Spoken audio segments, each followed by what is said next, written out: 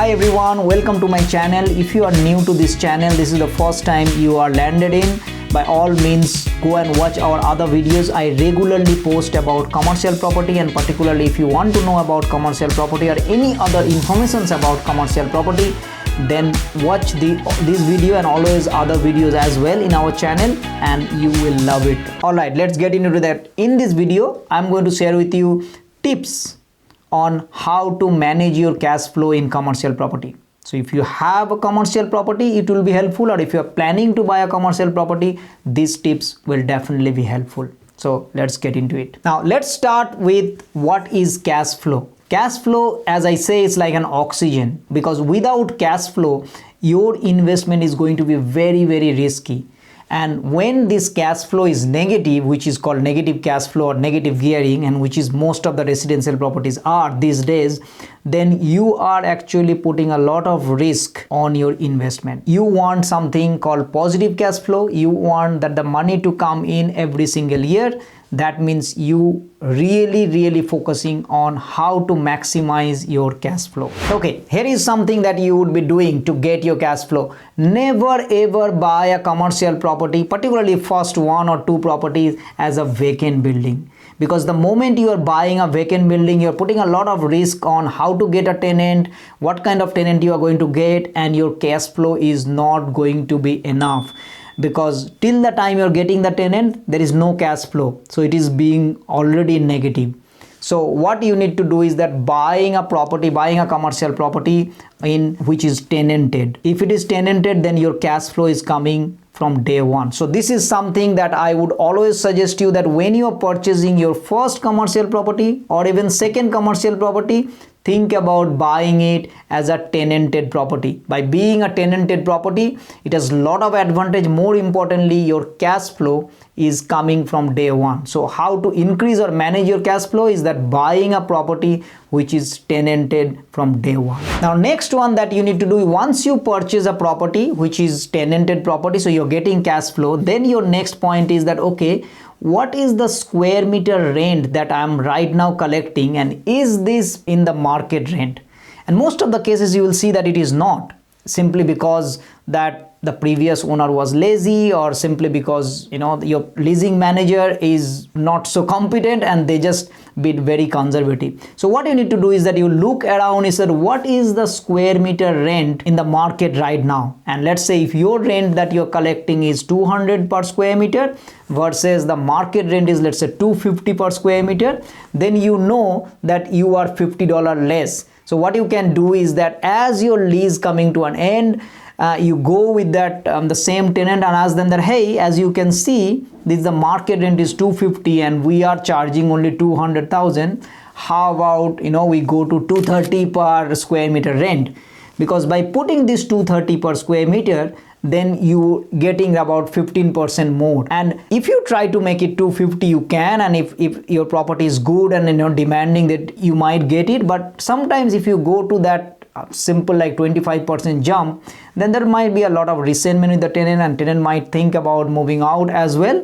So you need to come with a fair price. So because it is 200 versus 250, I think I always go with maybe make it 230, and that way it is a win-win situations for both of us. Remember, if your tenant stays and they sign for another 5 years lease, that means for the next 5 years you are locking in for this kind of rate, plus every year the rent is going to go up. So you are managing your cash flow by increasing the rent when the lease is coming to an end and you are renewing a further 5 years or even sometimes 10 years lease. So by being upfront about knowing that what is the square meter rent that is going on, and then you're talking to your property manager or asset manager and then asking them to increase these, is a better way, making your cash flow better. The next thing that you can do about to increase your cash flow is uplift that property.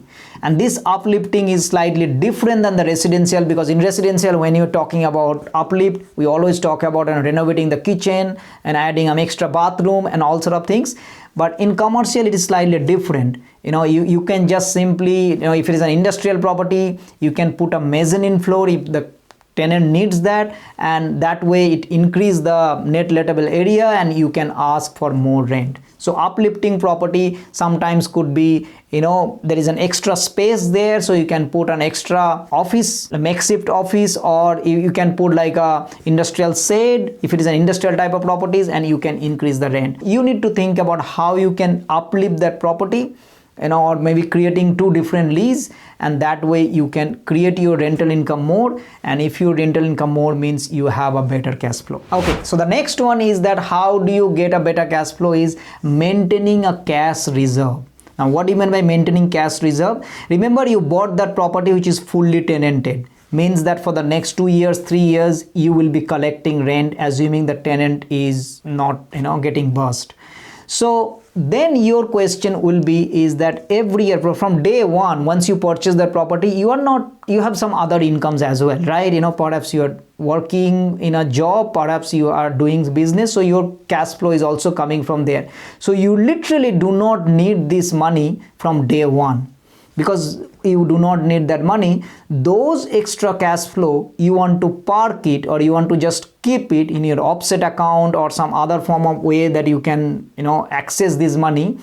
So maintaining this cash reserve is actually helping you, because in the event, let's say in 2 years, 3 years, 5 years, 10 years time, if tenant moves out and other tenants that takes 3 months to get in, or even sometimes 6 months, then those cash reserve is going to be used. So literally what you are doing, you are de-risking it from getting challenged in terms of financially, because you are keeping this cash reserve. And remember, as you buy more commercial properties, as you go along with this journey, you need to make sure that you are maintaining a sufficient cash reserve. Which is why I always suggest that do not buy a vacant building from day one. Vacant building you will buy when you have that enough cash reserve and you know that you will be able to live and you can sustain for even 6 months, 1 year, and that time you can play, because in vacant building you can earn more money as well by tenanting it and then selling it as well. So always maintain a cash reserve. Remember, when you're purchasing, the cash reserve might be 0,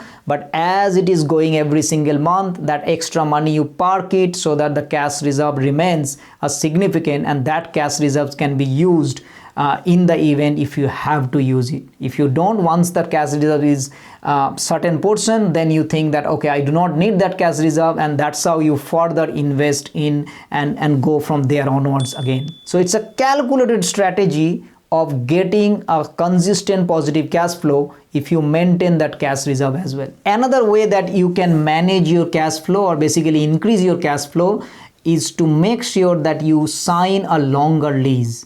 Now often it is like a lot of people say that sign a 2 years lease or 3 years, but ask the tenant that okay, I'm going to reduce your rent a little bit less than market, but will you sign a 5 years lease? Because what you are actually doing you are making a sticky, because if they sign a 5 years lease means they are planning to do business there and they will be there for longer time, and perhaps after 5 years also they will continue.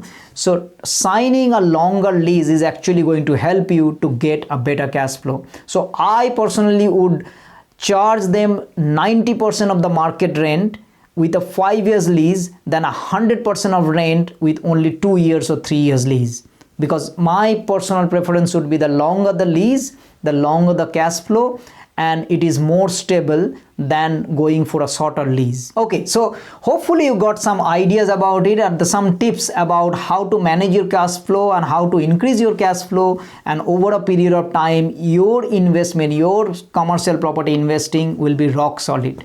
Thank you so much for watching. By all means, please subscribe this channel, and you regularly get to see all these kind of videos and all these kind of contents that will help you to grow your commercial property journey. Thank you, and see you next time.